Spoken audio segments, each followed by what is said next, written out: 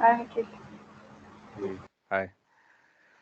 So, I hope all of you are enjoying the lockdown right now with your family and friends, along with maintaining your equilibrium with the work and life balance right now. I I hope hope, along with the routine assignments right now, it is really important to upgrade your skills and knowledge. So, today I have brought something as a part of the learning and development. We had been continuously hearing about a lot of technical jargons such as AWS, cloud computing, digital marketing, then cybersecurity, DevOps, blockchains, IoTs, RPAs, etc. Along with this, there is also one field which is very common, which is getting very common right now.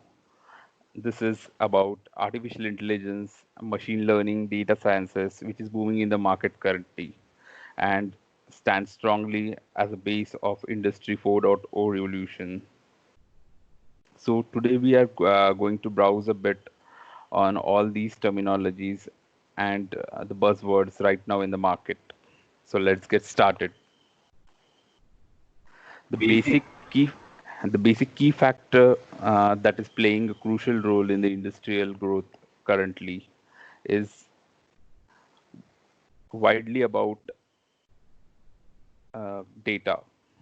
So, the data has been continuously increasing. If you can take the latest integration of the GeoMart and Facebook, we can find that Geo has actually collaborated with Facebook's 2.5 billion users, along with WhatsApp's 1.6 billion users, to actually increase their customer base in order to harness the potential of data. So there are a lot of analytics is involved within this particular field, similar to. So that is the reason that currently big data analytics and certain inspecting, cleansing, and transforming of modeling of data has been happening in the industries currently. So as a rise of all these fields, there is a multidisciplinary field that comes into picture. This is that is known as data sciences. So, what is data sciences basically? So, data sciences can be defined as as one of the famous Venn diagrams. It can be defined as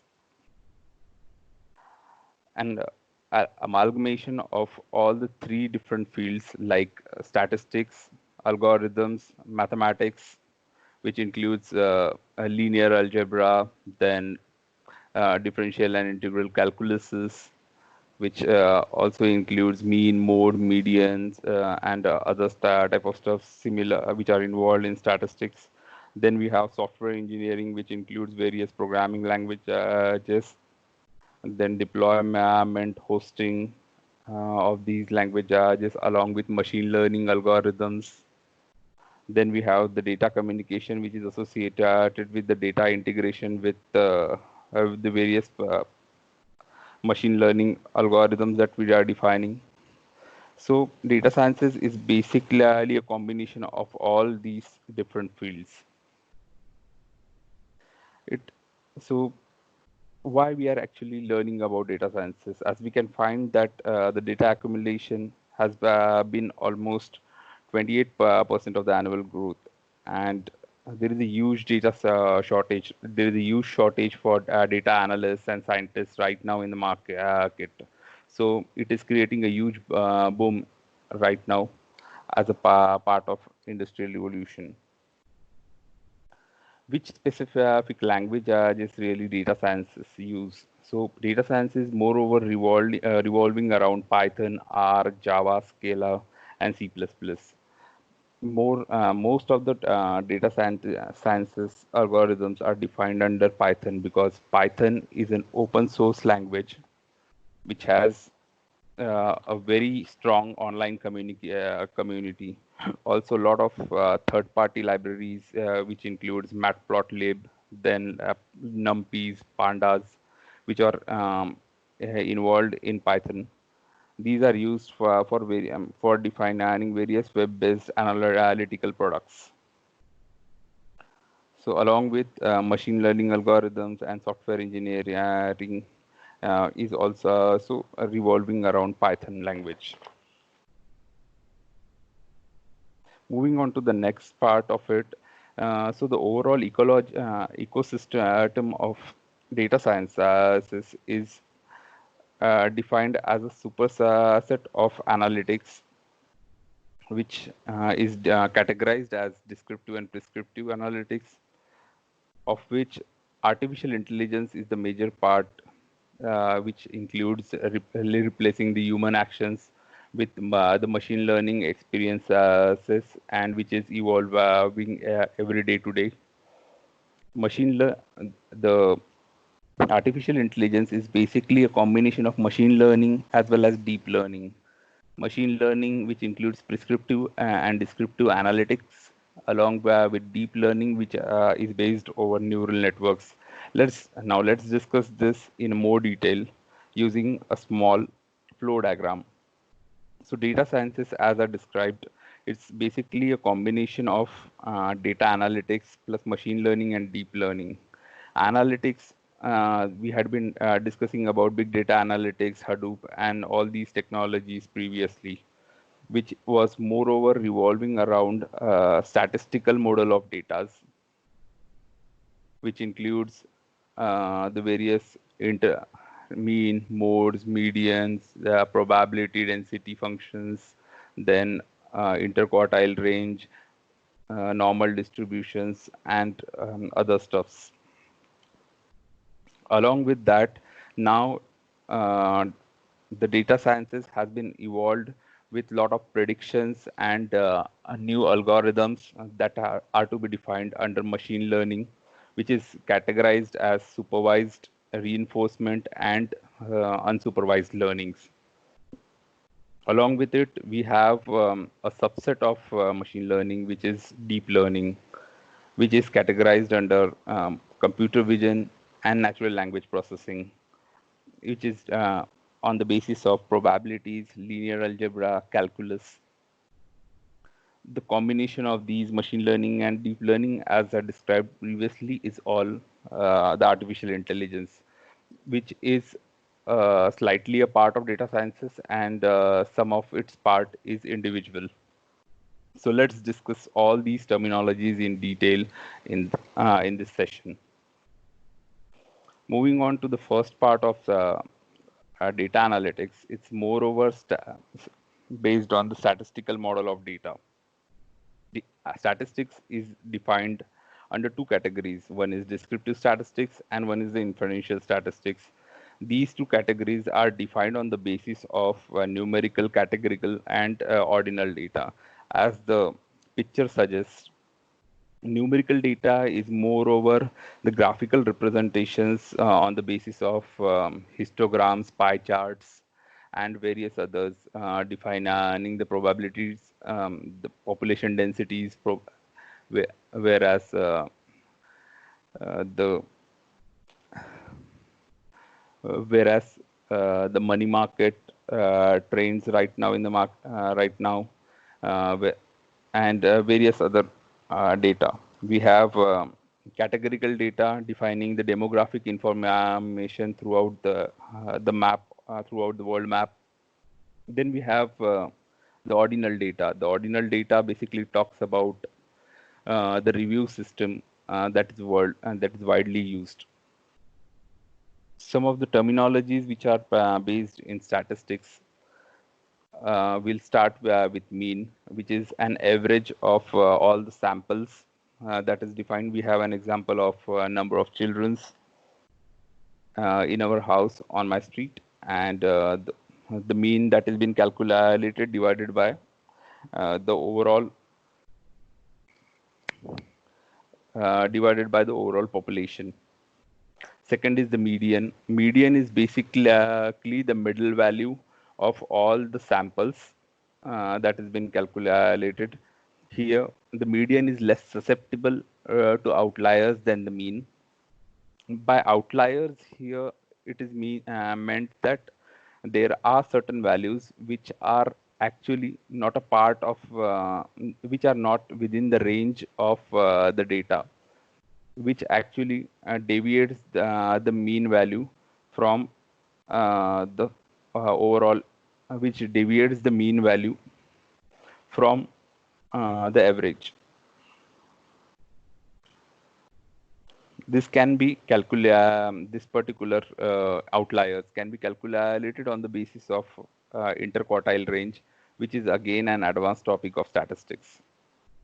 Moving on to the next topic is something known as mode. Modes are basically the frequency of occurrence of any specific object in a series of samples.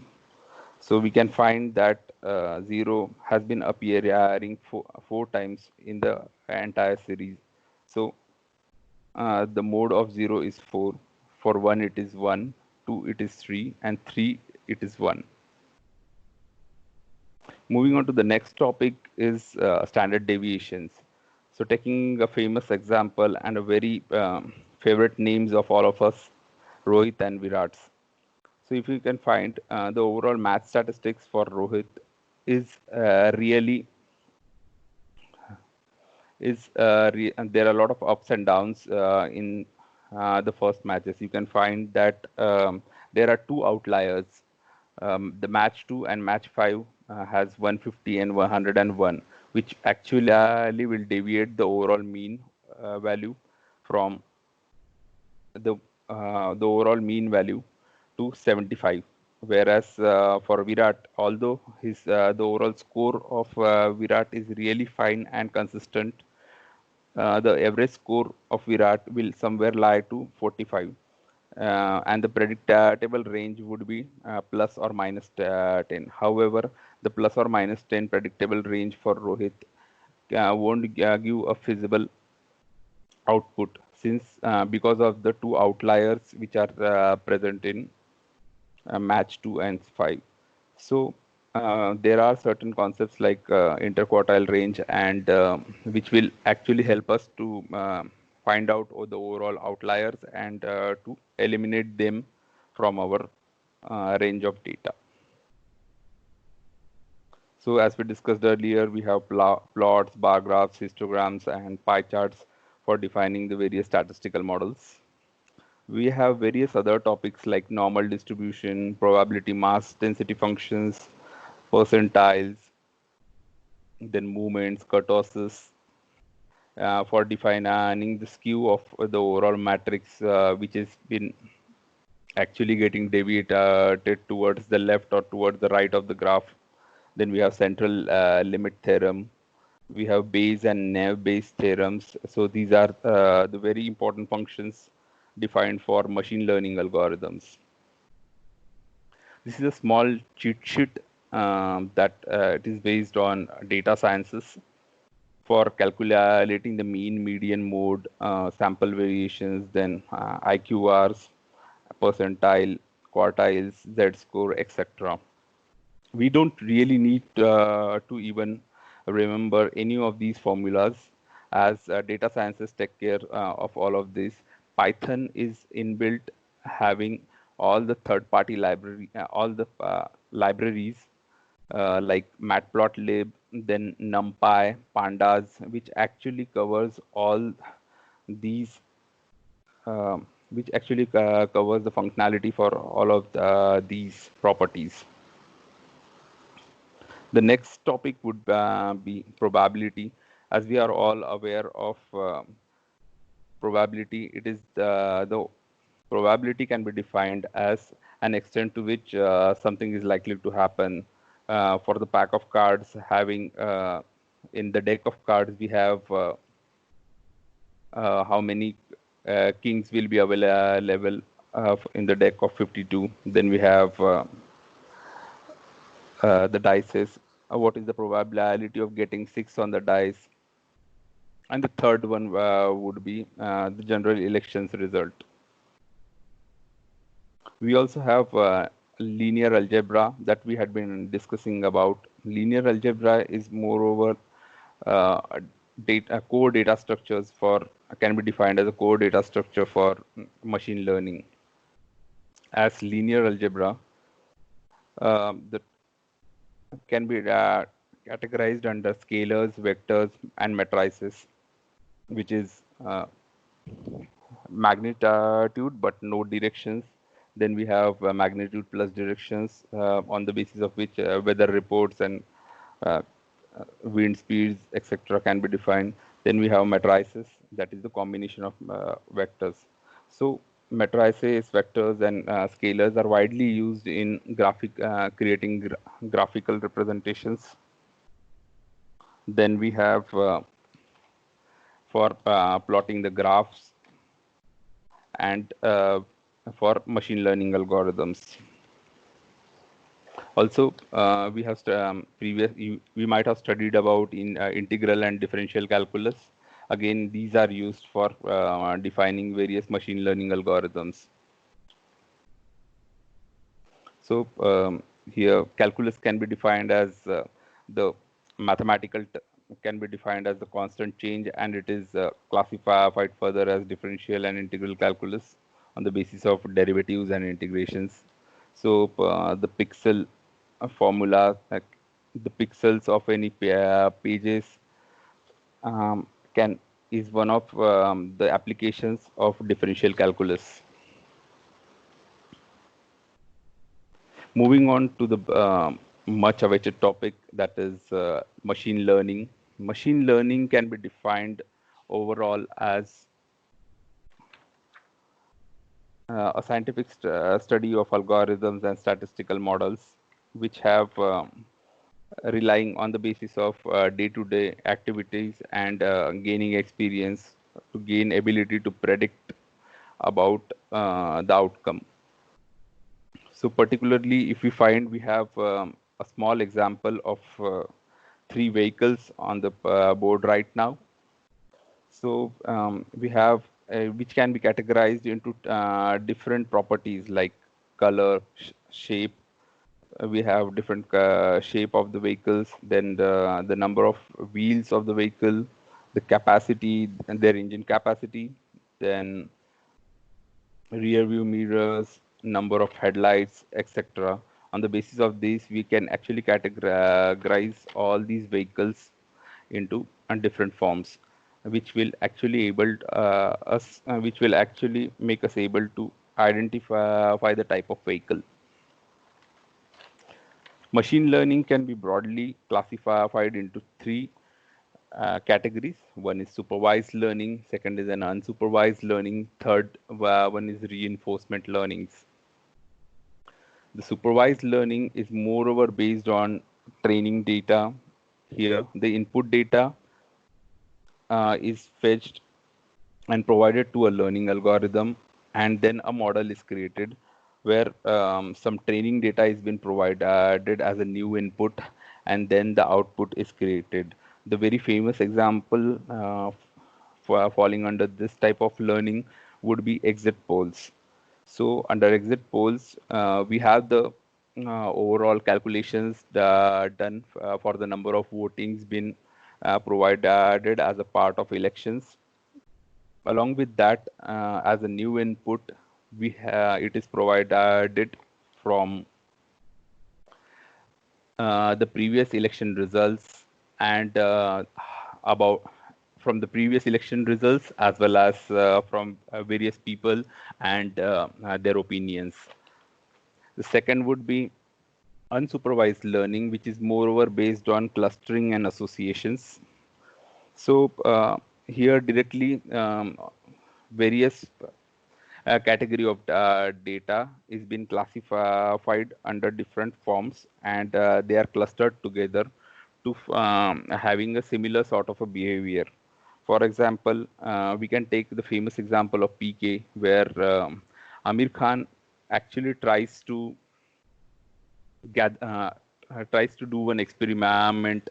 He gets a note of 50 and then moves to one of the vendor, and he gets vegetables and groceries in return of that particular note.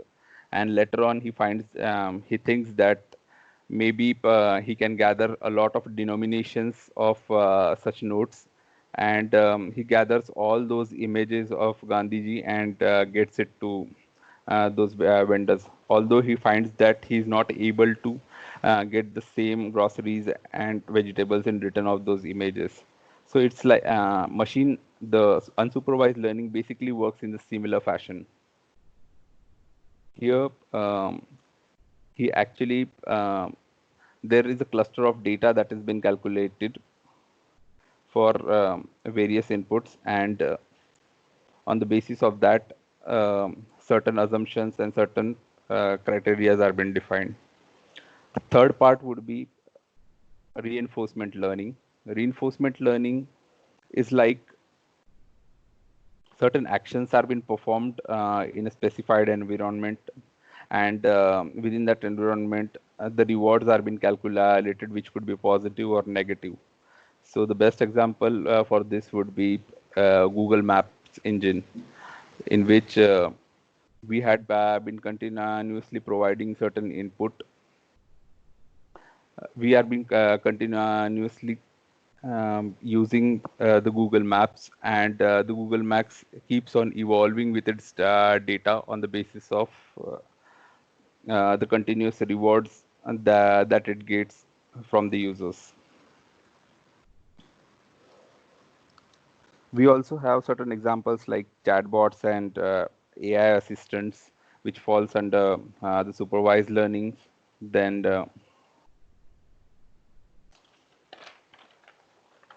moving on to the next part of it, machine learning, as we can see, the dimensionality reductions, the clustering, big data visualization, structured discovery, etc., are the part of unsupervised learning. As a part of supervised learning, we have identity fraud detections, then diagnostics, machine image classifications, the market forecasting, etc. These all, the weather forecasting, market forecastings, all are the part of supervised learnings. Then we have reinforcement learnings, where learning tasks, gaming, AIs, skill acquisitions, etc., are a few applications of reinforcement learnings. Moving on to some broadly used applications of machine learning are like face detection. Then we have hypertext categorizations. We have classification of images, automatic translations, online fraud detections, stock market tradings, then email spam filtering, and bioinformatics. So let's discuss a few of these in detail. So the most commonly used application of machine learning would be face recognition. We all had been using Facebook from a very long time. So Facebook, it's almost 10 years ago. It has started with certain data collections, creating profiles and basic information from all of the Facebook users, gathering their name, age, category, marital status, and all of these details. After 2 years later, some advanced data collections started happening from Facebook, like studying, then working, what we have been working for, what are the relationship status, etc. After 4 years, it started calculating, started making certain cross-user mappings, on the basis of which it started finding out which are the mutual friends associated with some people, what are the most likings and unliking of any person. After almost 6 years, it started tagging the people, identifying them through their face, and then tagging tagging all the locations and other stuffs. In the last 2 to 3 years, it has also developed in tagging using the latest machine learning algorithms. Moving on to the next example would be spam classifications. Under spam classifications, we have basically to find out which particular mail is spam or not. We have a bag of keywords which are actually stored under cloud, like lottery, won, then share bank details, then we have free world tour, etc., which are actually, then we have $1 million as a tagline. All these particular words are considered as spams. Google has been continuously been evolving with actually categorizing and clustering the data on the basis of such keywords. Another example also comes from Facebook and certain face apps, etc., which are very commonly used on Android. So even that is based on the one of the machine learning applications. Moving on to the next topic, which is a subset of machine learning that is known as deep learning. So as you can find, we have a picture on the screen. What we can really observe from that picture? Can anyone guess what we are actually trying to observe here? We can find that there are multiple colors involved in this particular picture. We have a lot of different shapes. We have lot of different shapes and sizes. We also have different categories in which this particular picture can be distinguished. Let's discuss all of them. So we have the objects like flower, then grass, sky, trees, leaves. Then we have colors which are defined under yellow, blue, brown, green, etc. We also have certain shapes like circle, elliptical, on the basis of which that particular picture can be categorized. We have certain sizes like 10 centimeter for the petals, 5 centimeter for the leaves, in that way. Then we have the quantities of how many objects are involved in the particular picture. All these data is actually categorized into, is actually divided into multiple layers, like layer 1, 2, 3, 4, and 5. And these layers together as a combined result, they are known as a neural network, which is a very common topic under deep learning. Deep learning is basically divided into two parts. It's basically categorized as a part of computer visions and neural uh, neural language processing. Talking further about the two, computer vision is basically a multidisciplinary scientific field. That it is actually the higher level understanding for this would be the computers learn on the basis of digital images or videos. The common example that I would like to give under computer vision would be the augmented and virtual reality that we had been using. Under augmented reality, Google Lens is one of the very common example that we had been found as a recent applications. Then virtual reality, which is more overused under gaming industries, then movies, 3D world, etc. Moving on to the next part will be natural language processing. Natural language processing, it's basically a subfield of linguistics and computer sciences, along with artificial intelligence concerned with interaction between computers and human languages. So, in order to analyze and natural language the data. So this moreover talks about speech and pattern recognitions, voice tests, etc., that has been happening currently. So the very common applications that I'll place under NLP would be Alexa, then the Amazon's Echo, Google's Assistant, and then we have self-driving cars. We have certain bottling manufacturing companies which are actually using these. NLP programs, we have the face detections, etc. So these are some of the data science tools, which are data science and machine learning tools, which are commonly used in the industry currently, like SAS. Then we have Apache Spark. We have big data machine learning. We have D3.js, MATLAB, Excel, ggplot2. We have Jupyter notebooks under Anaconda prompts. We have Tableau. We have Matplotlib, natural language toolkits. Then Scikit learns and TensorFlows are moreover associated with artificial intelligence algorithms and Weka.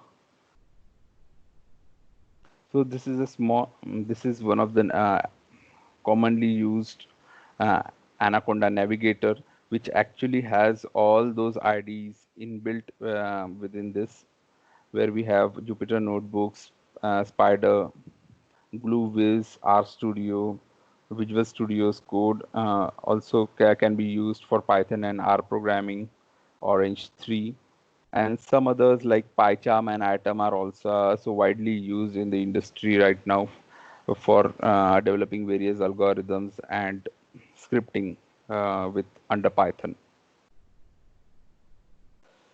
So that's all for this particular session. So this is a small bibliography that actually which I have referred to gather certain knowledge for this particular session. You can also go through and refer to these links, which are very much useful for actually studying and growing your knowledge for certifications and much more. Any queries?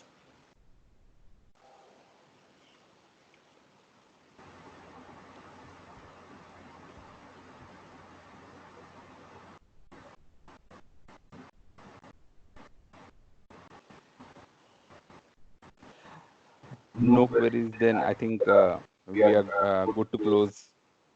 Thank you all. It was a great discussion. It was great to have you all. Keep learning and keep growing. Thank you so much.